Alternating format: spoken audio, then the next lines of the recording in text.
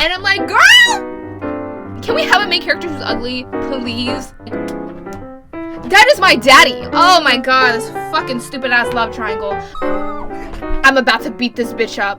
Hi everybody, welcome back to my YouTube channel. A bitch is back talking about books. Fall is finally here. I live in California and it has been very, very hot recently. 90+ degree weather. It's October and it's finally about to rain. It's finally cloudy. I love this weather. Unpopular opinion, people are like, it makes me depressed, it makes me sad, it makes me gloomy. You know, I don't live in Seattle, so I don't know what it's like to be living in cloudy weather 24/7, but living in California, having it sunny all the time, I have eczema, so it like fucks up with my skin. The cold weather outfits hit way different. It's just so much more crisp. The air is so much more fresh.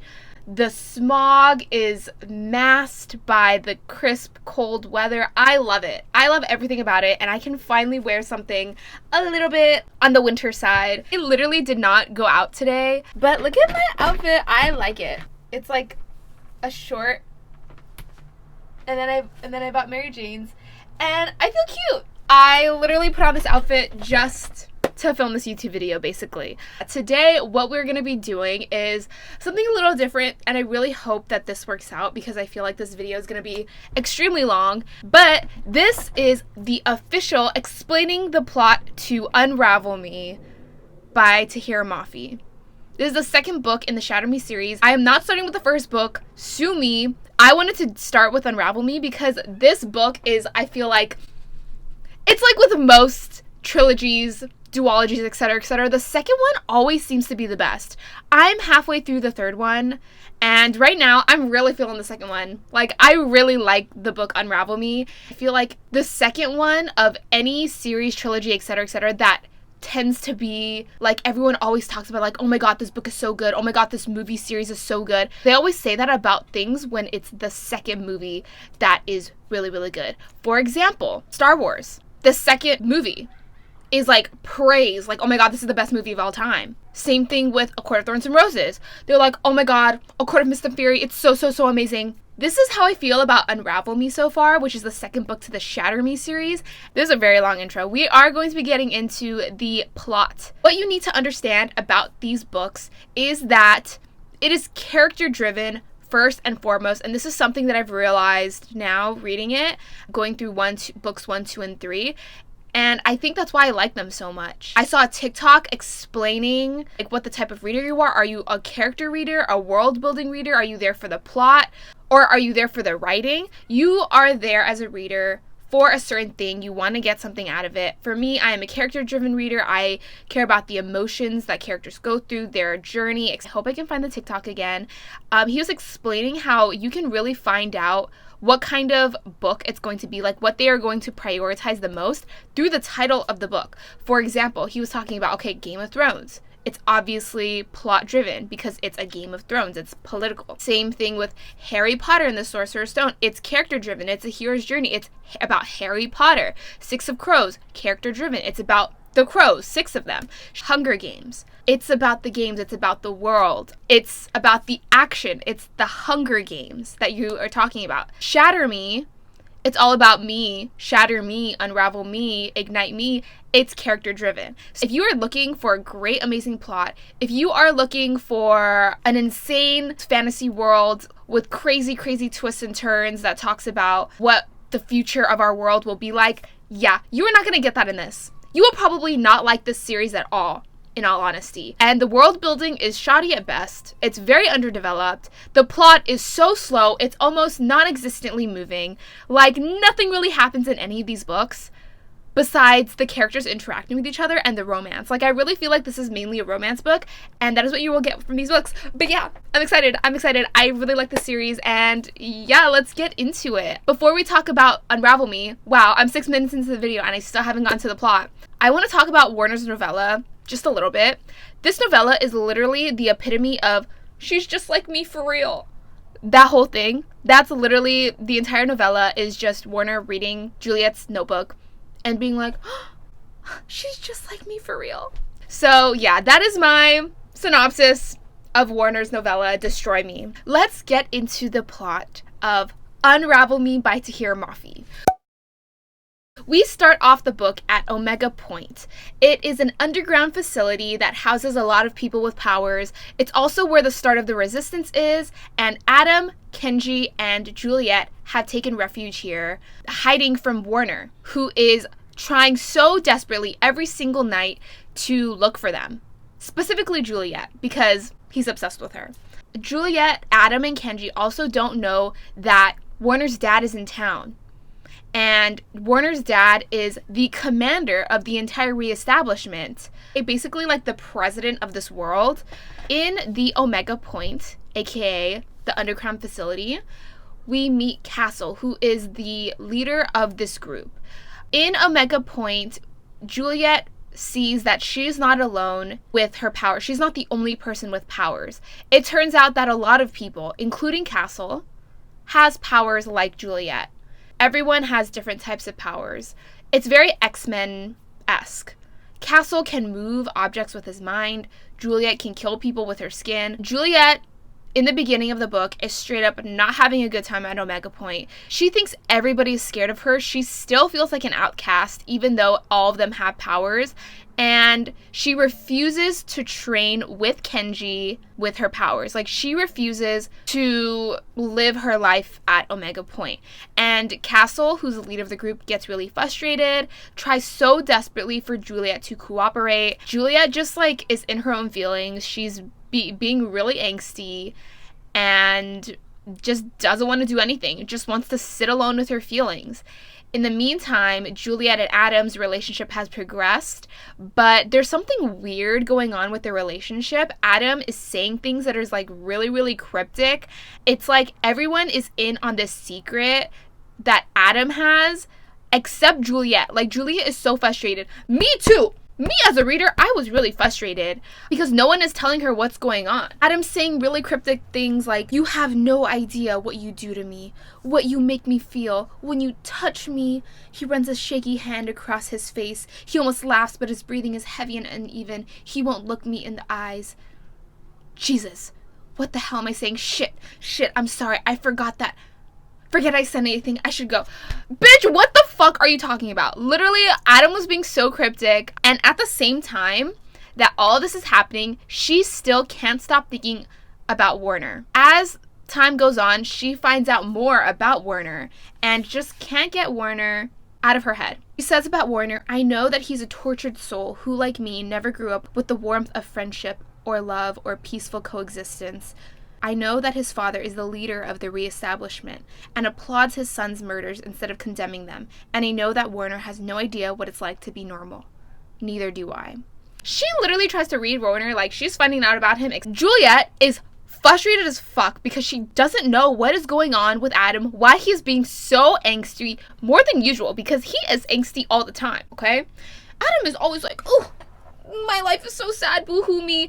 But this is more than usual, and it's like everybody knows what's going on except Juliet. Juliet gets mad as fuck. Me too. Okay, me too. As a reader, me too. Juliet forces Kenji to tell her what the fuck is going on, and Kenji's like, fine, I'll let you know, please don't hurt me, and leads Juliet to a place where Castle is doing experiments on Adam. Adam is in this chair. He is like, looks like he's getting tortured. He looks like he is in utter pain. And Juliet freaks the fuck out, literally causes an earthquake underground with her powers.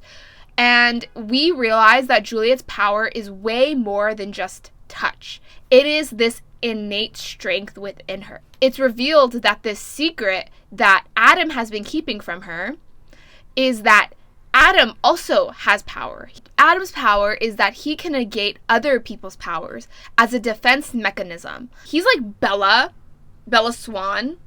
He can just make other people's powers not work on him. That's basically his thing. Like how Edward couldn't read Bella's mind. Adam is Bella. Adam is Bella. Because this power that Adam has is something that he hasn't been able to control yet. It's a defense mechanism. When he first met Juliet, he was able to touch her because he was always kind of on his toes with Juliet. He always felt defensive around her because he was kind of scared of her. As Juliet and Adam got closer, his defenses have been getting down, especially in intimate moments. So every now and then he can actually feel Juliet's power affect him, and he could literally die, meaning that they can't really be together in a truly intimate fashion, if you know what I'm saying, if you're catching my drift. Castle says this: he's too open, too vulnerable with you, and in the few moments his defenses have slipped thus far, he's already felt the very distinct pain associated with your touch.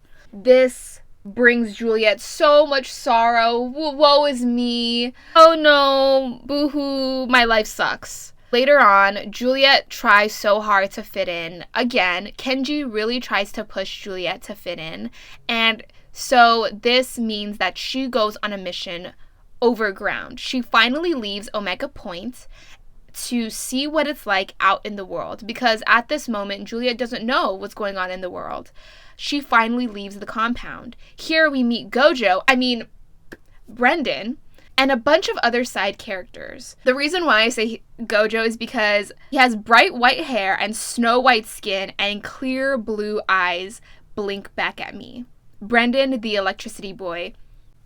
Please tell me that's not Gojo. Anyway, we also meet someone else named Winston, who is another side character, and Winston is the one who actually made Juliet's suit, like her super suit. He is the Edna Mode of this world. There's going to be a group of people who go out and explore the overground, and it's like a 10 plus people. They go above ground. For the first time in weeks, Juliet sees Warner. And Juliet sees Warner at the end of what was Warner's novella, at the same point. So Warner is like petting this dog, is like an actual human being. He's just petting this dog, feeding this dog. And Juliet's like, oh my God. Oh my God. Like, he's actually a human being? What the fuck? She's like so blown away by him. She says, because Warner is beautiful in a way even Adam isn't. Because Warner is not human. Nothing about him is normal. Tell me this girl is not in love with him. Tell me this girl is not infatuated with Warner. It's giving Akotar. Convince me that she doesn't have feelings for him, okay? It's giving Akotar. It's giving, he was the most beautiful man I've ever seen. Yeah, it's giving Akotar vibes. And she sees Warner actually feed a dog, actually being human. Shocking. This is shocking news. I'm shocked. This is shocking news. In this moment, Warner actually catches Juliet spying on him and freezes up, and then apparently Kenji shows up and turns Juliet invisible. We find out that Kenji can actually project his powers onto other people. After Kenji turns Juliet invisible, they go back to the compound, and Kenji and Juliet have a heart-to-heart, and I fell in love with Kenji at this moment. Kenji is the mind of the reader. Kenji is saying everything that the reader is thinking, because Juliet is all up in her feelings. Adam is all up in his feelings. Juliet's whole personality is being like, I'm sad. That's Juliet's whole personality. She was low-key being really annoying in the beginning of the book, and Kenji calls her out for it over and over again. He says, I'm sick of you being so caught up in your own little world all the time. You act like this whole thing, everything we do, is a joke. You don't take any of it seriously. What? I cut him off. That's not true. I do take this seriously. Bullshit. He laughs. A short, sharp, angry laugh. All you do is sit around and you think about your feelings. You got problems. Boo frickin' who, he says. Your parents hate you and it's so hard, but you have to wear gloves for the rest of your life because you kill people when you touch them. Who gives a shit?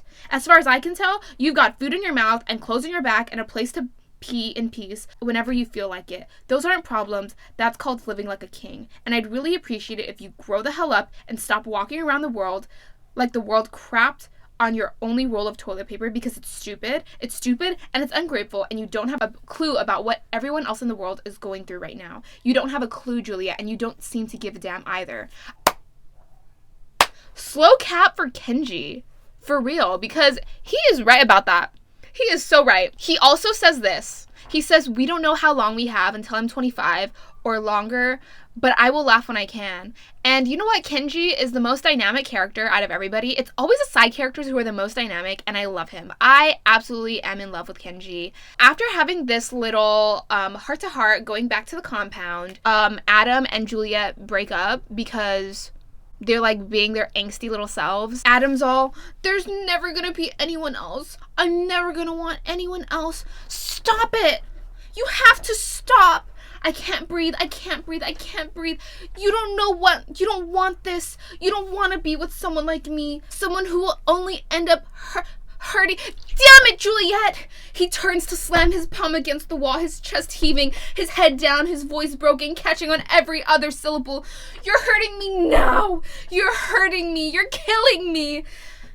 Adam, don't walk away, he says, his voice tight, his eyes squeezed shut like he already knows I'm going to, like he can't bear to see it happen. Please. He whispers, tormented. Don't walk away for this. I wish, I tell him, shaking violently now. I wish I didn't have to. I wish I could love you less. Girl, you are so fucking dramatic. This is so melodramatic, but yeah. They break up. Adam and Juliet break up because Juliet's doing the whole like, I'm doing what's best for you, I'm protecting you type bullshit. So yeah, that happens. Castle wants to have a meeting with Juliet, Adam, and Kenji. Castle gets word from the commander, aka Warner's dad, where they finally find out that Warner's dad is in town. Warner's dad asks Castle to meet with Juliet alone. And they make a plan that Adam and Kenji will come along as backup, just in case. And so Juliet goes to meet with Anderson. Anderson is the name of the commander, is Warner's dad. And they meet at a certain location in, like, its territory that no one has taken over. And there, we see that Warner is there. Aaron's dad, I feel like, Anderson, he is a nose-twirling villain. He's kind of like very like nose-twirling. He's a very mustache-twirling villain, but I feel like he's still pretty dynamic. Like, the psychology of Anderson makes sense to me, especially for a man with a lot of power. Let me just say that the outfits in this book are a slay. Okay, I know I'm using such Gen Z terms, but I do not give a fuck. The outfits of this book are a slay. Warner is the epitome of green, gold, and black. He just oozes those colors, and I just love that visual. Juliet has this whole thing going on with like a bunch of guns around her. She's got this like corset type thing, like her gun holster, where she looks badass and she looks like hot in a suit. I love it. I love the outfits. Kenji's in this like all black, like, ooh, I just love the outfits in this. I love the vibes. So yeah, the outfits are a slay. At this meeting, Warner's there, and Anderson says that he wanted to meet Juliet because he wanted to know, who is this girl who has bewitched my child, who Warner fell in love with? Who is this girl? He says, I don't know. I had no idea you were going to be so lovely. I'm afraid my son never mentioned how beautiful you are, and it's always so difficult to kill a beautiful thing. You know what's kind of annoying too? That Juliet is just like uber beautiful girl. Everyone always talks to her about that. Like, wow. Like, Kenji says to her, wow, you look so hot in that suit. Warner's always like, do you not know the effect you have on people? Like, shut up. Like, I wish we just had a main character who was ugly. Can we have a main character who's ugly, please? Please, because it does not make me feel good about myself when these characters are so amazingly beautiful, like, oh my god, like all fawning over her. Okay, I want a character to be ugly and then someone fall in love with her. Okay, that's all I ask for. Anyway, Anderson tries to get Warner to shoot Juliet and kill Juliet. Warner puts a gun to Juliet's face, and then he's like, I don't want to kill her, I love her. Pulls the gun up on his father's face, and he's like, I have no interest in killing her. Anderson's like, fine, I'll do it then. And then Warner says, shoot her, and I will put a bullet through your skull. And then Anderson smiles. How charming, he says. He's wearing an easy, lazy grin, his grip on a gun in his hand, so deceptively casual. What is it? Does she make you feel brave, boy? Does she make you feel strong?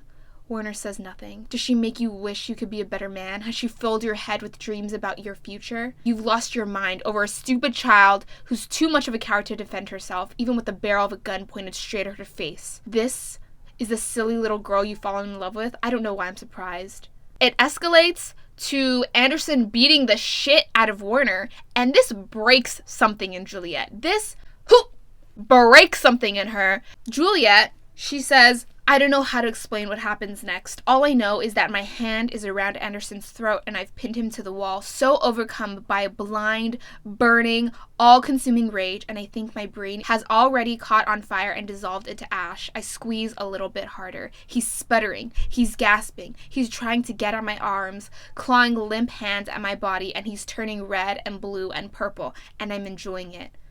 I'm enjoying it so, so much. I think I'm smiling. I bring my face less than an inch away from his ear and he whisper, drop the gun. And he does. And I'm like, girl power, bitch, yes. She ends up almost killing Anderson, the commander, shoots him in both his legs. I seem to have broken things. And then Kenji comes in and intervenes.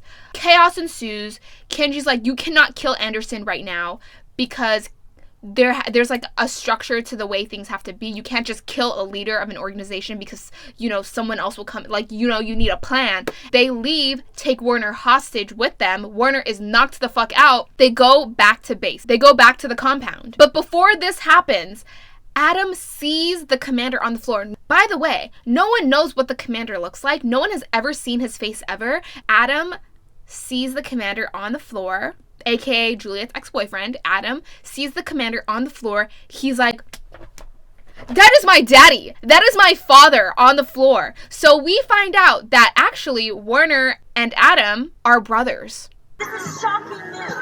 Werner and Adam are brothers from different mothers. Adam was actually the son of Anderson's mistress. So, yeah, that's a whole thing. Adam says this about Anderson. His dad, aka the commander, aka Werner's dad, aka their brothers. He says about the commander, he never gave a damn about the rest of us. Just her. It was always her. About Adam's mom, everything was about her. It's sounding a little similar to the way that Werner feels about Juliet, does it not? Like father, like son. So now we go back to the base, back to the compound, and Werner is quote-unquote hostage. He calls for Juliet. He's kicking and screaming. He won't talk to anybody but Juliet. And at the same time, Castle gives a new assignment to Juliet because we find out that Anderson has taken Brendan, aka Gojo, and Winston hostage. Castle wants Juliet to get information out of Werner because Juliet is the only person that Werner will talk to. They think that Werner knows a lot about the whereabouts of Winston and Brendan. All the while, Juliet is also very conflicted with her feelings for Werner. She has this whole thing being super conflicted about what she feels about him. He's the person who forced me to torture a toddler against my will. He's the child so terrorized, so psychologically tormented that he tried to kill his own father in his sleep. He's the boy who shot a defected soldier in the forehead. The boy who was trained to be a cold, heartless murderer by a man he thought he could trust. I see Werner as a child, desperately seeking his dad's approval. I see him as the leader of an entire sector eager to conquer me, to use me. I see him feeding a stray dog. I see him torturing Adam almost to death, and then I hear him telling me he loves me, feeling him kissing me with such unexpected passion and desperation that I don't know what I'm walking into. Werner, now his character has just developed to be a normal guy. He's normal and he's sweet, but only to Juliet, and has a little bit of anger issues. I guess that's how they're going to redeem him. He's literally just normal now, and they're trying to use like his past trauma to be like, yeah, he's a good person and like he's redeemable, which, you know what? Fine, whatever. Like, he will destroy the world for Juliet. I'm here for it. In chapter 45, we have this meeting with Werner and Juliet, and it had my heart in my hands. okay? Like Castlefur in Howls, okay? Warner reads Juliet pages of her notebook from his memory. He's memorized this notebook, and he fell in love with Juliet through her words. And they are so similar in Warner's eyes. It's kind of sad, like, oh, my heart was hurting. Warner thinks that they are going to kill him. And he says, I'm so tired, love. How much time do I have left before they kill me? So he was throwing this fit because he thought that this was the last time he could finally tell Juliet how he feels. And it just hurt my heart, okay? It hurt my heart. Along the way, Adam and Juliet get into another couple's fight in the hallways, and Warner sees it. It's all very melodramatic. I don't even realize I'm crying until it's too late. You say you love me, he says, and I know I love you. He looks up, meets my eyes. So why the hell can't we be together?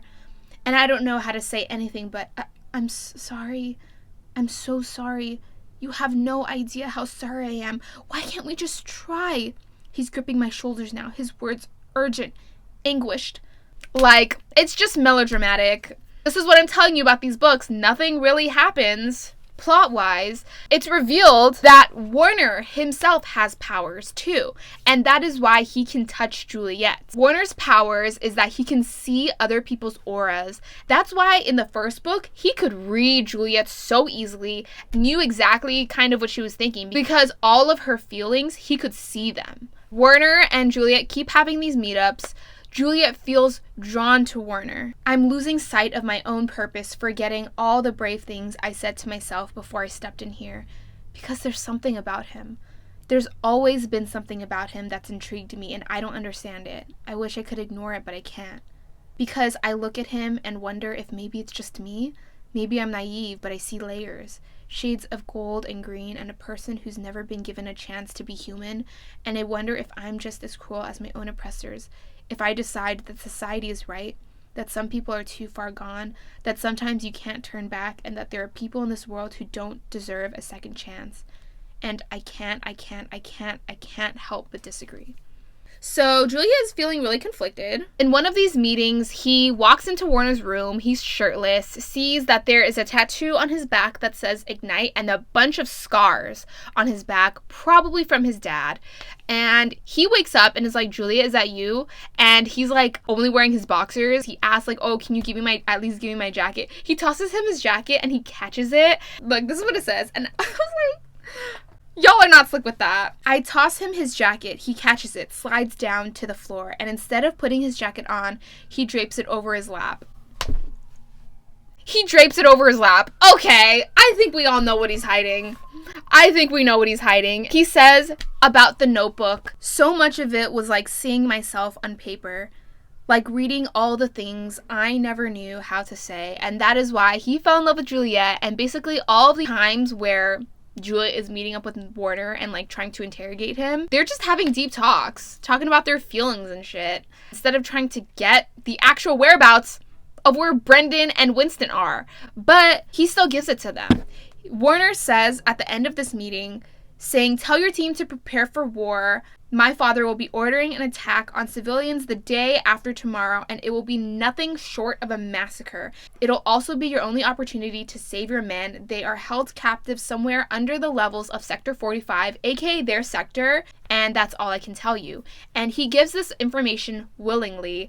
That's that on that. They finally get information on what Anderson's plans are, creating a massacre, where Brendan and Winston are held hostage, and here they try to make a plan. Warner himself finds out through Castle that he has powers. When Warner finds out that he himself has powers, he freaks out. He's just like, I can't be here, I need to leave. Castle tells Warner that like, oh, he can change, he can be different, and Warner is just like feels some type of way about it. He just can't think like that, like he can't get behind it. Then there's a skirmish in the hall again because Adam and Julia are being angsty again, having another couples fight even though they're broken up already. And Warner gets into it, and then Adam is like, I'm about to beat this bitch up to Warner. Adam tries to like come at Warner and like beat him up, and then Kenji gets in there and Kenji's all like, y'all need to stop this, y'all can't like be fighting each other, etc., etc.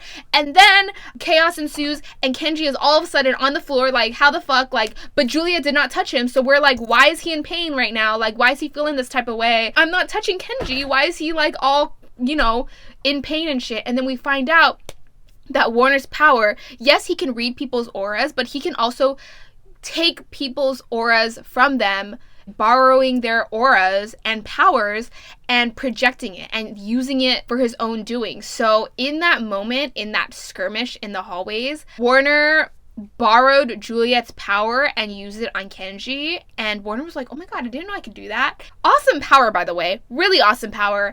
This means that Warner and Juliet can actually touch each other physically and nothing will happen to Warner. Absolutely nothing. He will not feel an ounce of pain. There's no like setbacks like with Adam and the defense mechanism. Warner can just touch Juliet and he actually likes it. He can feel her power. I still can't believe you can touch me. There's no catch. There are no conditions. You can touch me and no one gets hurt. Not only does no one get hurt, but you enjoy it. You actually like the way it feels to touch me. Later on that night, we get to chapter 62, which will be ingrained in my memory. I love simps. Warner is a complete simp in this chapter. Warner knocks on Juliet's bedroom door at night. The two healers that she is roommates with are not there at the moment, and Warner tells Juliet, I'm leaving and I want you to come with me. And then we get into a very intimate scene. Pants are coming off, and I was like, shit, why are we going so fucking fast? Why are we going so fucking fast? Yeah, I feel like this scene and this chapter feels really important, and I think intimacy in this book and these books are really important because that's Juliet's whole thing. Like, she can't physically touch people. Physical touch is something that she is so far removed from, so it makes sense that she would crave something like this. They're having this intimate moment. He says, I want you, I want all of you, I want you inside and out and catching your breath and aching for me like I ache for you. Like, oh, these words. And then he says, I'm so desperately in love with you. He says, please, please don't shoot me for this. He's holding my face and looking at his own hands like he can't believe he's caught this bird who's always so desperate to fly away. His hands are shaking just a little bit, just enough for me to feel the slight tremble against my skin. Gone is the boy with the guns and the skeletons in his closet. These hands holding me have never held a weapon. These hands have never touched death. These hands are perfect and kind and tender. I want you to know me. I don't want to be Warner with you. I want it to be different now. I want you to call me Aaron. So this is where we get like the flip, where we see Aaron's personality change, where he kind of turns into from Warner into Aaron, you know, and we don't see this like facade that he puts on. This is him being super vulnerable, and I love it. I love it. Sorry. Not sorry, okay? I love simps. And he says this, I want things to be different. And this bitch, this is why I don't like love triangles, okay? Because Juliet is like, it slaps me in the face, it punches me in the jaw, it dumps me right into the ocean. Adam. Motherfucker. Like, oh my god, this fucking stupid ass love triangle. And then Juliet gets into her angsty shit again. I'm trying not to cry, and I'm saying, no, this can't be happening. I love Adam, and my heart is with Adam, and I can't do this to him. Fuck love triangles, man. This is why I don't like love triangles. I was having such a good time with this intimate scene that, like, went too fucking fast, and all of a sudden, it's all about, oh my god, I forgot about Adam. Literally, fuck Adam. Like, fuck out of here with that. And Warner's like, what's happening to me? Am I dreaming? I'm so sick. I'm so confused because I want him, and I want Adam too, and I want too much, and I've never felt more like a monster than I have tonight. Literally, y'all are broken up. Like, you didn't even really love him, and I know you haven't come to terms with that, but, like, this is why I don't like teeny bopper type contemporary romance, because this is giving me teen bullshit. Y'all are acting way too melodramatic for this, okay? With Adam's name, bringing up this fight between Warner and Juliet, with Adam's name being the thing that breaks up the intimate moment. Warner leaves and escapes, and Juliet thinks she will never see him again. Juliet is a little heartbroken by that. But bitch, you need to make up your mind, okay? You need to make up your mind. A couple days later, the whole rebellion has happened. Everything that Warner said, the compound, Omega Point, they're trying to prepare for that. They're trying to get Brendan and Winston back, and an all-out fight happens. A rebellion breaks out. Soldiers are lining up, collecting people, killing them out in a field. Kenji is there. Kenji and Adam are there. They're invisible, and they try to save these people from this lined up group of people that are gonna get shot down by soldiers. And they're all running. It's all chaos. And in the chaos, Juliet gets captured again by Anderson. And there's another meetup again with Anderson. This time, Anderson is mad and he is crippled. She gets sent to this house that looks like a normal suburban house. It's like a slice of what the world used to look like, and it's revealed that in this normal looking house, Aaron's mom lives in there, and she's sick. And that's the reason why Warner wanted to lead this sector, Sector 45, where they are right now, is to stay close to his mom. Warner is actually there too. After he escaped Omega Point, Warner is there and sees all of this unfold, and apparently they captured the healers from Omega Point, Juliet's roommates, Sarah and Sonia, and Anderson captured these healers so that they could heal Anderson, because Anderson saw Warner and saw that, you know, Juliet in the first book shot Warner. He's supposed to have like this sling on his arm and shit. But all of a sudden, when Anderson saw him again, he was all healed. And Anderson knew that there had to be healers that could do that. So that's why he kidnapped Sonia and Sarah. Anderson wants Warner to witness what is about to happen. Anderson pulls out a gun and shoots Juliet in the chest. Juliet is dying. Warner asks the twins to transfer their power to him so that he can heal Juliet, because the healers can't heal Juliet themselves because they can't touch her skin. We end the book with Anderson gone, bringing the twins with him, and Juliet waking up with Warner by his side. We get this whole thing of, while Juliet was dying, she felt like she had so many regrets in her life. She's obviously not dead anymore, and she says this as the ending of the book. I'm amazed by how different I feel now, how different I know things will be now. I have so many things to do, so many scores to settle, so many friends who need my help. Everything has changed. I'm stronger, I'm angrier, I'm ready to do something I'll definitely regret, and this time I don't care. I'm done being nice. I'm done being nervous. I'm not afraid by anything anymore. Mass chaos is in my future, and I'm leaving my gloves behind. And that is how we end the book. This is how we end book 2 to the Shatter Me series. My thoughts on this book is that it is so melodramatic, so angsty, so in people's feels. Not much really happens, but I was eating up every single scene that Warner and Juliet had with each other. Yeah, I was here for it. And you know what? I am noticing a pattern when it comes to these romance books or fantasy romance, dystopian romance, etc., is that it's the same story when it comes to like the switch up of the love interests and all of that. Like Adam, I'm reading Ignite Me right now, Adam being kind of toxic and loving the past self of Juliet.